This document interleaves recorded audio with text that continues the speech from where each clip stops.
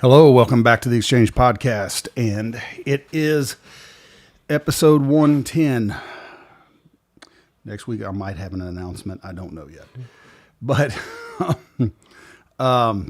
anyway, welcome back. Great to be back here.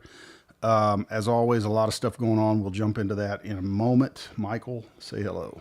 Hey, it's a glorious day, and any day I can be out and about and be here is a great one. Absolutely. And, and that is something that a lot of us just take for granted, is that it is always a blessing just to be able to move about and have, and I think a lot of people do take that for granted. May we not do that anymore. But today, I kind of want to talk about something. I want to talk about earthquakes in diverse places, and the Scripture lets us know that. And Jesus talks about that there will be earthquakes in diverse places. Now, today's podcast is a little play on words. There was a 5.1 magnitude earthquake in Iran yesterday. Yeah, I believe it was yesterday. And they're wondering if maybe the bombing caused it. At the end of the day, God did say He's going to protect the children of Israel, and that He would keep His hand upon Israel, and that no one could pluck them out of His hand. However, there are some that are assuming that they very well could have detonated and tested a nuclear bomb underground. I mean, it is possible. I have heard through some of the news media that there are certain people who believe that Iran did, in fact, develop a nuclear weapon. Yeah. And this may be pushing up their timeline. Well, I think it definitely is. I mean, they want revenge and retaliation for sure, and for them, because they don't know if Israel has a nuke themselves. I mean, no one knows if. I assume Israel does have nukes. I read that it's assumed that if they do, they have anywhere between 80 to 200 nuclear warheads. But they definitely want to fire upon Israel. They would love to fire upon America. Now, nobody wants nuclear warheads going off. At the end of the day, Iran's late to the game. And now the reason I'm saying that is because you don't want that happening. And we're going to get into that. And like we always do on this podcast, like I said, we don't report the news, because by the time we get here, so much stuff has happened that no one cares. And we're not here to rehash what you guys have already heard on talk radio and podcasts. And we're a podcast that tries to make sense of it from a spiritual standpoint. And we're going to get into that a little bit later. But I think most Americans are okay if we do things to set them back from making a nuclear bomb. Because I saw a poll that said 83% Republicans support Trump in bombing using the bunker buster, and I think it's 62 or 63% Democrats do, which means, and this was on CNN, and the CNN anchor said, "Look, when you've got that much, you've got America behind you." Yeah, especially with such a biased source. Yeah. If you have numbers like that, then you probably do. In fact, support is probably higher than what they're reporting. And it is, and I think that one of the biggest questions that people have, and these are legitimate concerns, these are legitimate questions, and the question is that we were told that Iraq had weapons of nuclear war. And I was listening to Charlie Kirk, and he pointed something out really, really well. And I want to, I'm going to say it. I'm going to go ahead and give him the credit because I didn't come up with something this smart. I wished I had. But he was talking about that Muammar Gaddafi gave up his nuclear program. Saddam Hussein gave up his nuclear program. So Iran's kind of setting back going, hey, we saw what you did to those two guys. We saw what the United States did. And Muammar Gaddafi was sodomized in the streets of Libya. Killed and then sodomized again. I mean, so Iran looks at that, and then they bring Saddam Hussein, who was put there by the CIA. He was placed there by the CIA just as Osama bin Laden was. And then America turns on them and kills them. So Iran's looking at this from going, okay, if we dismantle our nuclear bomb program, our nuclear program, how are we assured you won't just kill us? They have no real deterrent left. That's right.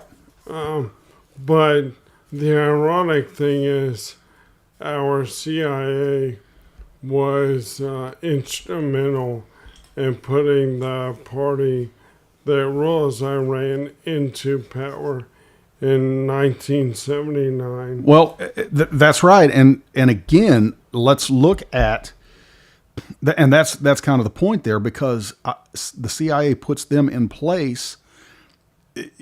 They know who put them in place, and they also know who put Gaddafi in place. They know who put Saddam Hussein in place, and they also saw what one American president did, and another secretary of what was she? She was secretary of what was Hillary Clinton?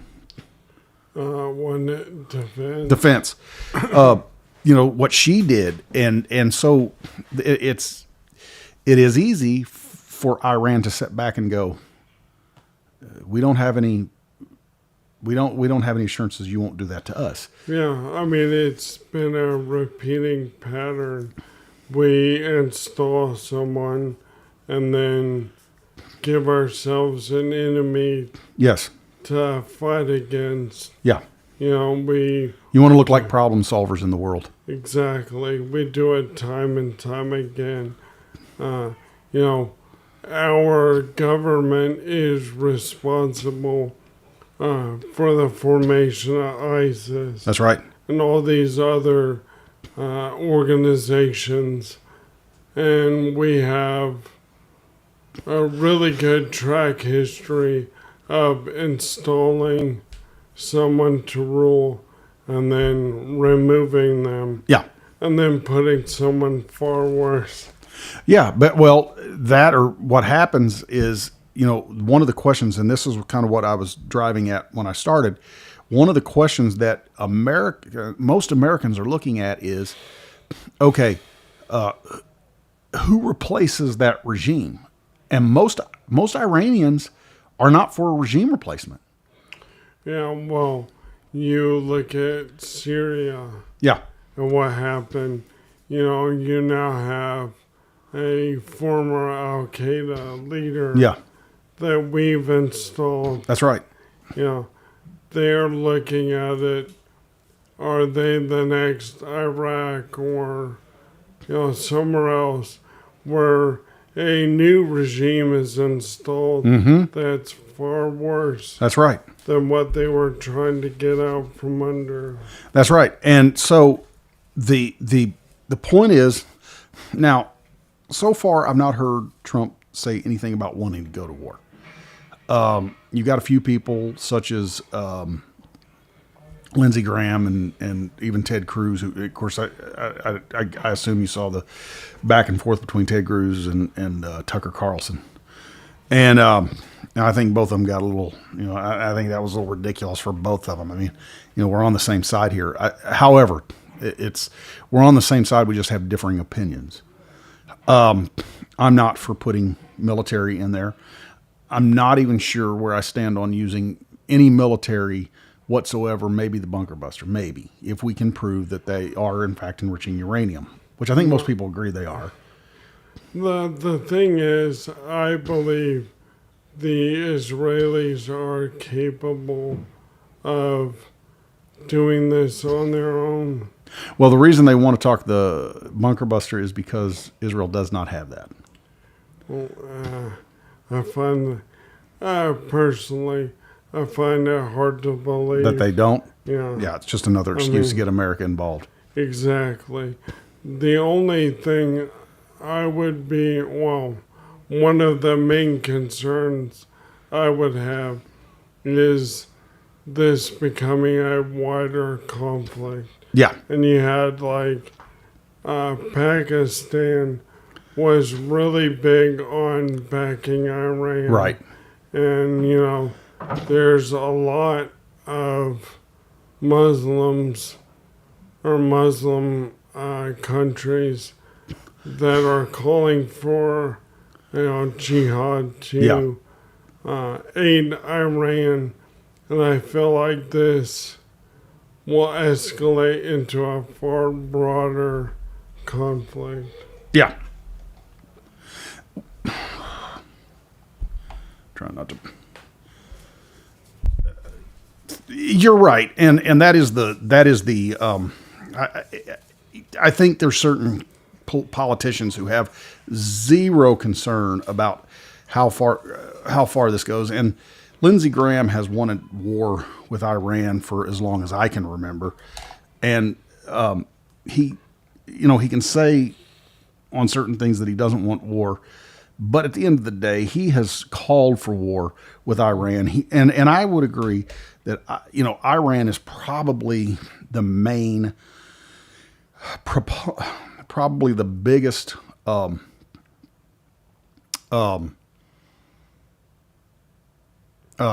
supporter, if you will, of terrorism in the Middle East. But to kind of slide into what, kind of what I'm wanting to talk about,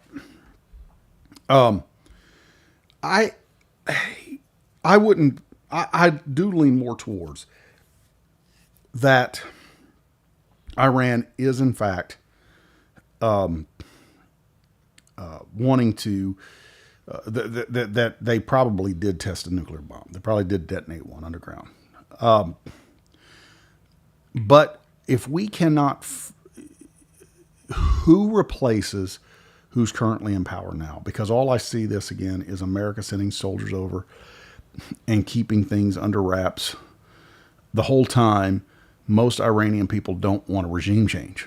Now, all we hear is the old Persian people, and I'm going to get into that in just a minute, but the old Persian empire, if you will, the people that are still pro-Persian want their country back. Well, they do, except what are they doing about it right now? Yeah, well, honestly, any change should come from within the country. If the people truly want change, they need to facilitate it. I don't think us getting involved in another drawn-out ground war in the Middle East is any kind of solution. Yeah, no, absolutely not. And that is where I think that we have got to, and the American people are at, is thank you, but no thanks. And Israel is capable of handling all this on their own, because, Israel's really not asking for America to get involved. Well, my understanding was initially Trump told Netanyahu, no, do not attack. And then they did. And now he has kind of changed his position. Well, he told him 60 days. He said, you've got 60 days. And then on the 61st day, Israel attacked. And that to me is a negotiation tactic on the part of Trump, because American presidents have always told Iran and every other country, you can only come this far, and they continue to do it. So now they realize, hey, Trump means what he says. Yeah, Obama was famous for saying, if you do this, that will be the line. Yeah. And then, just capitulating over and over, and to the point where, the enemies of this country don't even take us serious. That's right. They don't. And that is what I think that is what Trump has established. That's why he permitted on the 61st day for Israel to attack. But to kind of jump into it a little bit, remember, and a lot of people know this, but for those who don't, Iran is, and I've covered this, in fact, I may have mentioned it last week, but I know I covered this in other podcasts. Iran simply means land of the Aryan, and they changed it to that when they were kind of getting in bed, so to speak, with the Nazis. They wanted to form an alliance. A lot of Jews were coming back, even in the night. I think it was the 1930s. They were coming back. They were establishing. They were coming back into the land of Israel. There was always Jews over there. There's never been a time when there's not been Jews in Israel, but more were starting to leave Europe and come back because a lot of them were beginning to realize the volatility and the hostility that was coming about due to the rise of the Nazi Party in Germany and then what was going on in Europe in general. And there was a lot of anti-Semitism going on, much like we're seeing going on even in this country, the United States of America right now. So they were leaving. Israel was kind of that safe haven for them. And so, you had the Palestinian state that was there. They pretty much just let Israel go to, nothing. So Israel comes in, they start fixing it up. They form an alliance because really what they want to do is they kind of want to push Israel out. So they changed their name from Persia to Iran. Well, and the British had allied with the Ottoman Empire. Yeah. And the Iranians were Persians, and the Ottomans were enemies. That's right. So, and let's look at England today. What is my point? My point is that God pretty much told Abraham, whatever they do to Israel, I'm going to do to them.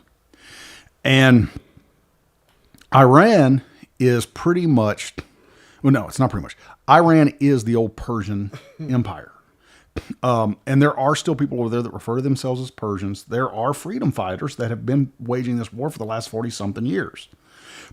However, because even when they changed to Iran, it wasn't until the 1970s that I think the extreme Islamic State came in and took them over.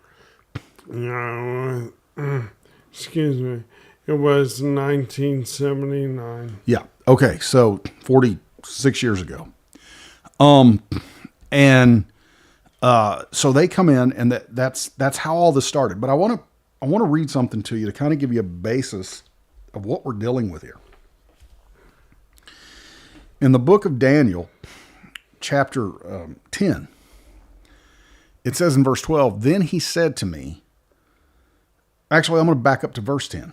Daniel 10:10. Suddenly a hand touched me, which made me tremble on my knees and on the palms of my hand. And he said to me, O Daniel, man greatly beloved, understand the words that I speak to you and stand upright.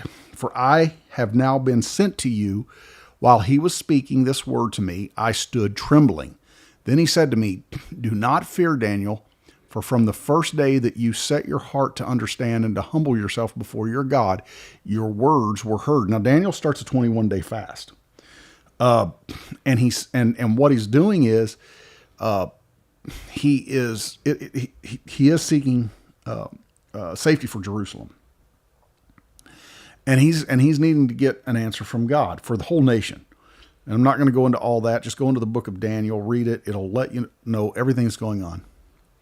And he goes on and he says, and I have come because of your words, but the prince of the kingdom of Persia withstood me 21 days. And behold, Michael, one of the chief princes, came to help me, for I had been left alone there with the king of Persia. Now I have come to make you understand what will happen to your people in the latter days, for the vision refers to many days to come. Now, what he's talking about the latter days is what we call, Daniel would refer to it as Jacob's trouble, but we call it the tribulation. For those of us like myself who believes in the rapture, there's going to be a 7-year period where the Antichrist will rule, and there'll be a tribulation. Am I saying that's happening now? I don't know. I mean, Jesus said no man knows the day or the hour, not even the Son of Man. Only the Father knows. So I'm not trying to say I do believe we're at that door, but I'm not saying that's what we're seeing. Okay. What I'm wanting to point out here is that Daniel, God's getting ready to prophesy to Daniel what's getting ready to happen. And that is the first of how the prophecies start, because he prophesies Persia, then he prophesies Greece, and he shows, he talks about how all these different, because he tells him, he says after Persia's gone, then the prince of Greece has got to come. Well, we see Greece rise as an empire. That's a really interesting thing there that Daniel prophesies. But he says the prince of Persia. That is ultimately what is rising up right now and has been. We can call it a terrorist state all we want, and it is a terrorist state. But that same prince of Persia is in place that was there during Daniel's day that Michael, the prince of Israel, had to come and fight. Yeah, I mean, Daniel, for 3 weeks, heard no answer. Yeah. What he didn't realize is Gabriel had been sent by God to go to him, but had been fighting a fallen angel, the Prince of Persia, which obviously he was unable to overpower. Yeah. So Michael comes to intercede. Yeah. But, there is a spirit that drives people. Yes. And what we're seeing is that spirit manifesting. Mm-hmm. Absolutely. Time and time again. That's right. And so that's exactly what we're seeing, what we're witnessing right now. I mean, you got to realize those spirits are ancient. They've been around forever. And you got to, you have to understand that there is more to all of this. The Bible says we wrestle not against flesh and blood, but against every principality that raises itself up against the name of Christ. And what it tries to do is it tries to thwart. It can't stop. It knows the only way that it can stop is if you stop. And Israel's not going to stop. The reason it's not going to stop is because, number one, after the Holocaust, their mantra became never again. God gave Israel that spirit to continue to try and go on because Israel is the people of God. They are the people of God. And so he's not going to permit them to stop. They're not going to stop. And so any principality knows that they can't stop you, me, or anyone else. What they try to do more than anything else is slow things down or thwart it. If they stop, that's just gravy because they know that the only person who can stop you is you. And a person who trusts God and simply trusts the truth of God and the Bible, 9 times out of 10, they don't stop. Yeah, well, those spirits are preying on you. Mm-hmm. They are looking for a way to get you to doubt.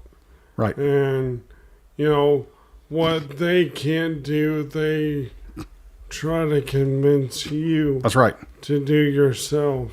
Yeah. In many ways, especially under the protection of God, they have no authority over you. So they're that little nagging voice or circumstance that tries to convince you that there's no hope. That's right. And that's ultimately what they try to do right there in the book of Daniel. And that's ultimately what they try to do in the book of Daniel is try to convince him that there's no hope. And, look, you go without food for 21 days and you're going to feel like there's no hope. But Michael is letting him know you were heard from the first day. And that's for even future people. Because when you read the book of Ezra, he says, we stopped by the river of Ahava there and I proclaimed a fast that we may seek from the Lord a better way. I'm saying all that because if you're a Christian and you're a believer, you're told in the book in Psalms, the psalmist says, pray for the peace of Jerusalem. Why? So that it goes well with you. Now, obviously, he's talking to people within Jerusalem. But when you read Galatians, we're told that Jerusalem is the mother of us all. Now, that's talking about the spiritual Jerusalem. But God still has his eye on Jerusalem, and that's not going to change. God's not going to change that. Israel is still God's people. Now, they are right now, Jeremiah says, divorced from God, and he's using the church to bring them back to jealousy. But make no mistake, their enemies still want to destroy them. And you got to remember, if you go into the book of Revelation, it talks about the dragon coming down and it runs the woman into the wilderness and the woman with child. That is talking about Jerusalem, and that is talking about Christ, and the dragon is the devil. He is going to use whatever means he figures necessary, or whatever he thinks that will do the most damage in his efforts to. I think he knows he'll never do it, but in his efforts to try to destroy Israel. Well, ultimately, they know, even the fallen ones know the Word of God better than you or I. Yeah. Ultimately, they know there is no victory for them. So, how do they get back at God? Well, to take as many innocent people as possible. It's, the age-old revenge. Even if you know you're not going to win, you want to inflict as much pain as possible. Which is why I really believe that that spirit drives abortion. Yeah.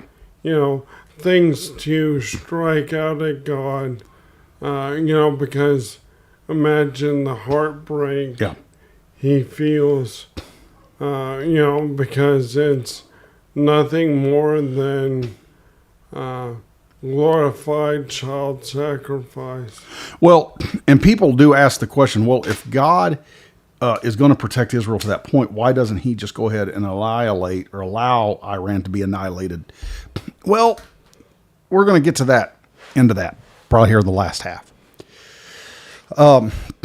But before we go there,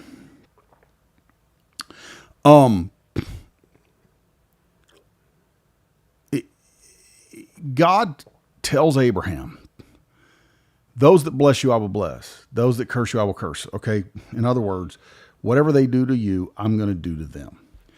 And when you read the book of Ezra and Nehemiah, what you see out of both books is that the king of Persia, Darius and Xerxes,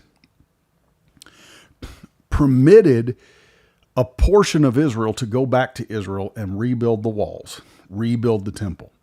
They in that sense, they blessed them. Xerxes was pro-Israel to a degree, and he permitted them to go back. But he withheld some and made them stay back. Now, the ones that he held back were those that were primarily they were sick, lame. A lot of them were children. That if they got out there, they wouldn't be able to defend themselves. But that isn't how God wanted things done. God wanted all of them to go back. But because he did permit that, we now deal with an Iran that is just a shell of itself. And they're, it's a portion of it. It's a portion of Iran. It's a portion of Persia. So God just will not directly wipe them off the face of the earth. And that's kind of a nice little transition to this last 30 minutes. And we'll get into that in just a minute. But you had something on your mind? Well, how can you bless or curse someone if God totally intervenes? If He fixed every issue, you wouldn't have an opportunity to bless. Well, You know what I mean? Like, if your life was 100%, you never had an issue, how would I bless you? right. I couldn't do something for you to receive a blessing myself. Well, you're right. And Balaam even asks that question when the Midianites and I can't remember who else right off, but they wanted him to I think it was the ancient Turks, but I can't think of what their names were off the top of my head. There were the Midianites and the Cushites, but I don't remember what the Turk's name was. But anyway, they paid him to curse Israel. And when he figured out and found out who they wanted to curse, he said, "How can I curse what God has blessed?" So you can't, and it's not going to happen. But to make our transition here, I heard someone yesterday on radio, and they called in to a program, and the guy who was doing the program absolutely he disagreed with the caller, and I did too. This guy was saying use a neutron bomb, which essentially use a neutron bomb. America and Israel should use a neutron bomb on Iran. Now, a neutron bomb is essentially an atomic bomb. It still releases pretty much the same amount of radiation, and it would destroy a lot of life. That is not what God would have. God does not, the Bible tells us that He's long-suffering. He's not willing that any should perish. Even though they are doing to Israel what they're doing, it is still not God's will to completely wipe Iran off the face of the earth. No country, no people. Because God's not willing that any should perish. Well, the way I look at it is I may disagree with the government or who runs a country, but that doesn't blanket the entire population. Right. When we have a president that the world doesn't like or half the country didn't vote for, that doesn't mean all Americans should perish. I really believe that you can love a people but dislike their leaders. So, you're right. You're absolutely right. Which brings me to where my transition point comes into biblically. And in Genesis chapter 18, beginning with verse 16, it says, "Then the men rose from there and looked." Now, the men is God, and some people say two angels. I've even heard some people say that they believed it may have been all three of the Godhead in human form. I don't know. I don't know as I prescribe to that, but one of them definitely is God. And it says, "Then the men rose from there and looked toward Sodom and Abraham went with them to send them on the way. And the Lord said, Shall I hide from Abraham what I'm doing? Since Abraham shall surely become a great and mighty nation, and all the nations of the earth shall be blessed in him. For I have known him in order that he may command his children and his household after him, that they keep the way of the Lord to do righteousness and justice, that the Lord may bring to Abraham what he has spoken to him. And the Lord said, Because the outcry against Sodom and Gomorrah is great, and because their sin is very grave, I will go down now and see whether they have done altogether according to the outcry against it that has come to me. And if not, I will know." Now, this goes back to, he also tells Abraham, he said, "I'm going to send your descendants into Egypt into bondage for 400 years because the sins of the Amalekites have not come up to me yet." So after 400 years, The cup is full. God's ready to pour out his judgment. And this is what he's saying about Sodom and Gomorrah. And it says, then the men turned away from there and went toward Sodom, but Abraham still stood before the Lord. And Abraham came near and said, would you also destroy the righteous with the wicked? Now, I'm going to pause there for just a minute, because going back to the rapture thing that I mentioned, and this is just a little bit of a side note on that. That is one of the scriptures that leads me to believe in the rapture. Because Abraham asks him, says, would you punish the righteous with wicked? I know some people are going to say, well, but it rains on the just and the unjust. It does, but that's not talking about the judgment of God. That's talking about something altogether different. That means that the judgment, that the righteous and the sinner both live life. So things happen. This is talking specifically about judgment. And Abraham says, would you judge the righteous with the living? And then we'll go on here in just a minute, but I think you had something on your mind. Well, saying that it rains on the just and the unjust is all that's saying is we all have the same circumstances in life. It's how you choose to respond or what you believe and follow that sets you apart. That's absolutely right. That's absolutely right. And so he says here, in verse 24, it says, suppose there were 50 righteous within the city. Would you also destroy the place and spare it? Far be it from you to do such a thing as this, to slay the righteous with the wicked, so that the righteous should be as the wicked. Far be it from you. Shall not the judge of all the earth do right? Then 6 says, so the Lord said, this is God speaking now, if I find in Sodom 50 righteous within the city, then I will spare all the place for their sakes. So he's saying if there's 50, I'm going to spare it. So God is not willing that any should perish. So let's go on and read. 27. Then Abraham answered and said, indeed now, I who am but dust and ashes have taken it upon myself to speak to the Lord. Suppose there were 5 less than 50 righteous, meaning 45. Would you destroy all the city for the lack of 5? So he said, if I find there 45, I will not destroy it. And he spoke to him yet again and said, suppose there should be 40 around there. Now he keeps narrowing this down by 5. Abraham just keeps going, because you see Abraham's, of course, there's a reason there. And Abraham just keeps talking him down.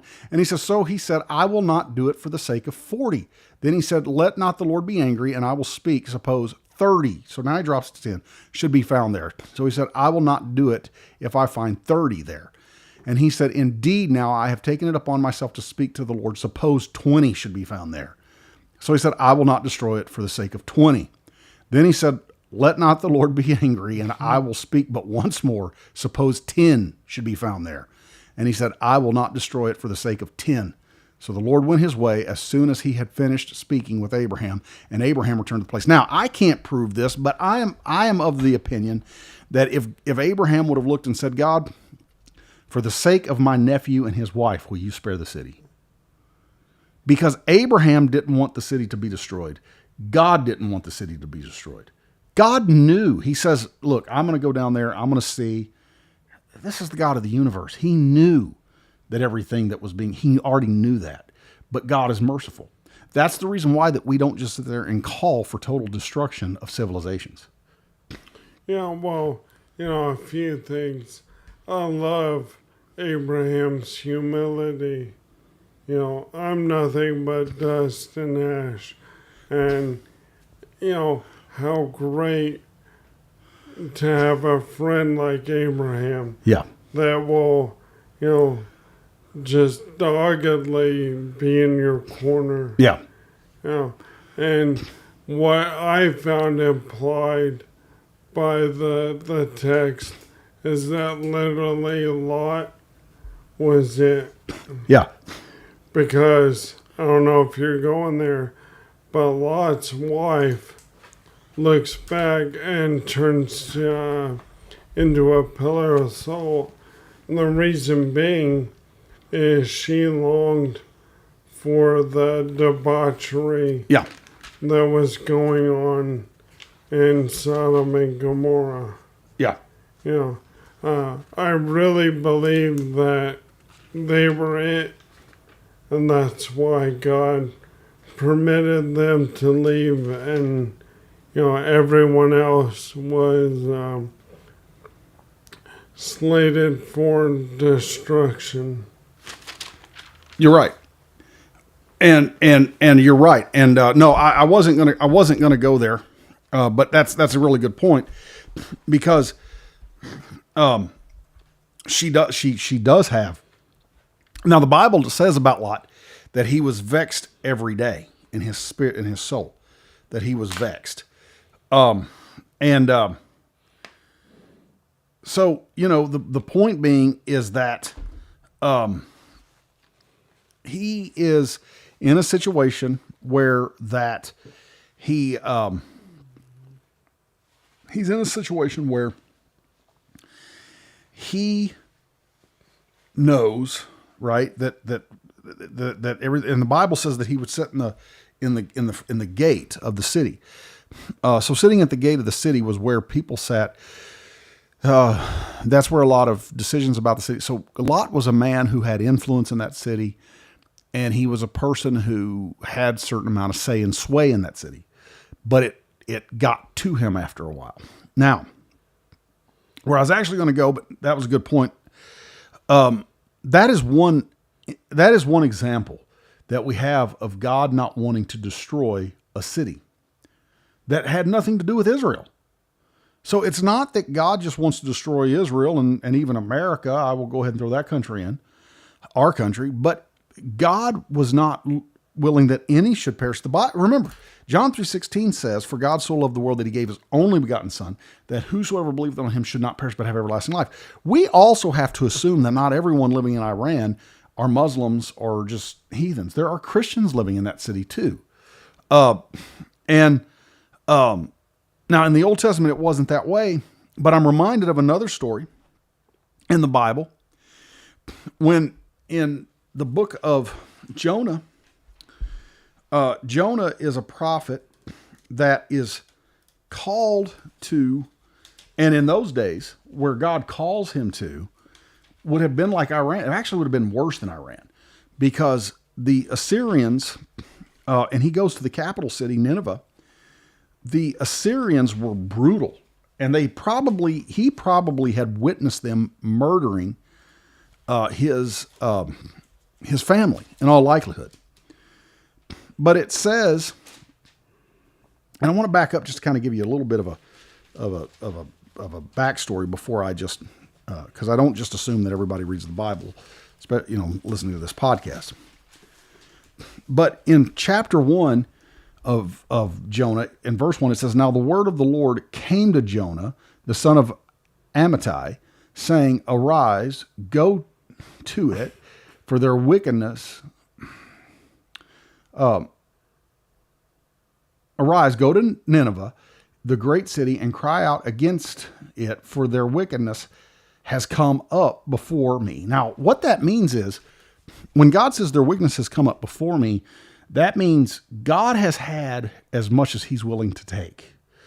Now, some people say, well, why do you believe the rapture has probably not taken place at this point? Because of that right there. Apparently God's cup is not full. When it's full, he'll return. But you've also got to remember too, that that's going to be a lot of devastation going on in this world that he's just not willing to pour out on people. God is abounding in love, but that love does require recompense, and it will require justice. And so Jonah doesn't want to go because Jonah hates these people, and because of what they've done and the wickedness. So finally God says, hey, but go to them and cry out. He goes there, he cries out, and he just walks in. Of course, if you've ever heard of Jonah and the whale, he's swallowed by a fish, he's thrown up, in fact, it says that he says, God told me to go to Nineveh. He said, but I went west. He said, I was going in an opposite direction. He said, I went down to Tarshish, I found a ship, and I went the opposite direction of what God told me to do. By the time we get to verse 3, God says, go down to Nineveh. He gets up and goes. There's no argument there. He goes in and he tells the people God's going to destroy this city within, I think it was just a few days. And they repent to the point they say, we're going to fast. Not only us, but the animals are going to fast. This is how much they show their solidarity in that they don't want to be destroyed. And so God forgives them. And then Jonah gets upset because he forgives them. And he even says in the very early part of chapter 4, he says, is it right to be angry, Jonah? He goes, well, I'm angry because I know that you're a righteous God and a just God, and you're going to do what's right. And I also knew that if Nineveh repented, you were going to spare the city. And I'm paraphrasing. He said, and you did. God's answer is this, at the very last verse of, in verse 10, we're going to start there. But the Lord said, you have had pity on the plant for which you have not labored, nor made it grow, which came up in a night and perished in a night. And should I not pity Nineveh, that great city in which are more than 120,000 persons who cannot discern between their right hand and their left, and much livestock? Now, what he's talking about there when he says he's saying 120,000 people who cannot discern between their right hand and their left. That's not counting the adults. He's talking about the children there when he says it. He was saying there's 120,000 children in that city, plus livestock. And you want me to destroy that, Jonah? That's what you're wanting me to do? Yeah. Think about all the innocent Yeah. individuals. Yeah. God is not one that many should perish for the few. It's vice versa. Yeah. That's right. Yeah. And children especially, when they're very small, they have no comprehension. Yeah. And how unfair to end their lives out of your hatred. Yeah. That's right. And it can't just be our for and no more. It can't just be, about, my country. It's Jesus tells his disciples, go into all the world and preach the gospel. And to give you an example, when the children of Israel are on their conquest, God says about Jericho, he says, I'm going to destroy Jericho.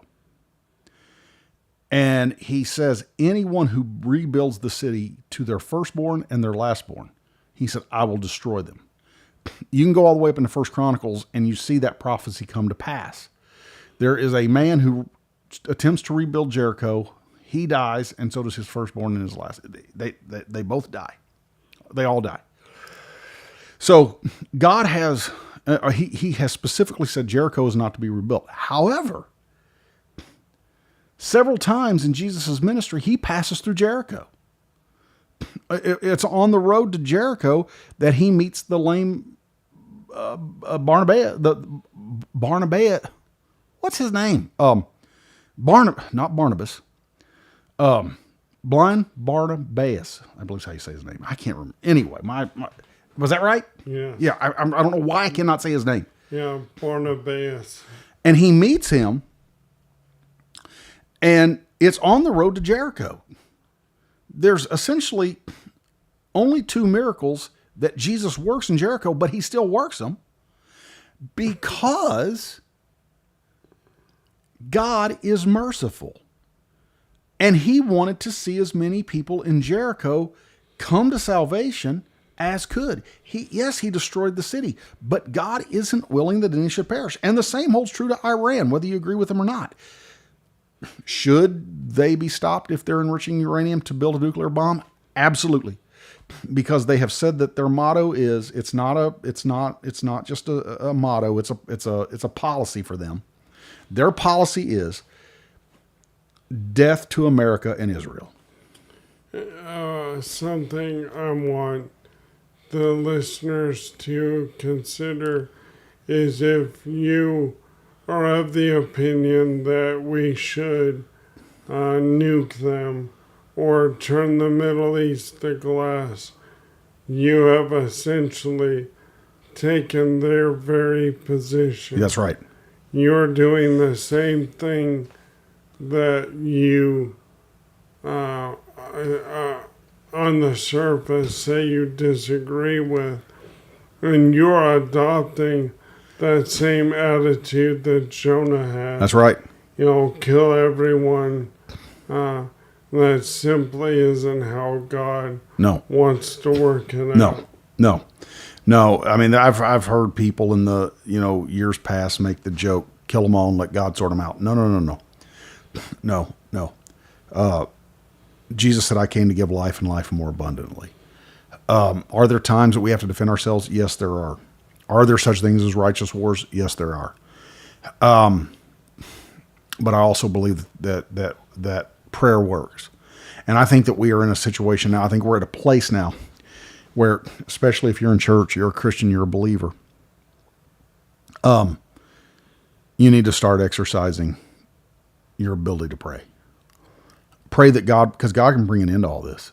He can bring an end to all this without the loss of any more life. God's not up there waiting to, okay, you're going to hell, you're going to hell, you're going to. That's not what he does. It's not what he wants to do. And I got news for you. If you kind of hope to see that happen, you're probably in far worse danger than the people of Iran. Yeah. Well, if you truly believe that an entire country should be wiped off the map for a percentage that have strayed, you need to take a good, long, hard look at yourself in a mirror. Yeah. You should never wish death upon innocent people. No. And lumping an entire country or civilization into one will never go well. No. Well, that will bring us to the end of this podcast, and hope you listen to it. Hope you enjoy it. Like, subscribe, share, tell your friends about us. Some stuff coming down the pike in the very near future. Some things that I've been praying about, and I really feel the leading of the Lord to do. And again, I mean, look, tell your friends we're not a news podcast. It's not, we're trying to answer questions as reasonably and rationally as we can, while realizing that our faith in God is what directs our paths. The Bible says your word is a light in my path, and a lamp unto my feet. And without that, life's pretty hard to navigate through. Michael, what do you got? Well, so we know from the Bible that all life is precious to God. If you have felt the inkling that you don't care what happens, or like you said, kill them all, let God sort them out, you really need to do some soul searching. Yes. You need to get into the Bible. Yeah. Are there certain people who should perish? Absolutely.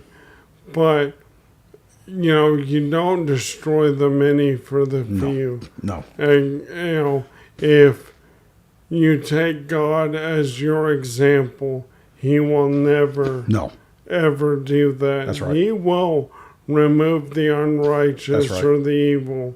And sometimes in the world, that is an absolute necessity. Yeah. But you don't do it at the cost of women, children, and others who are not actively engaged in that. That's right.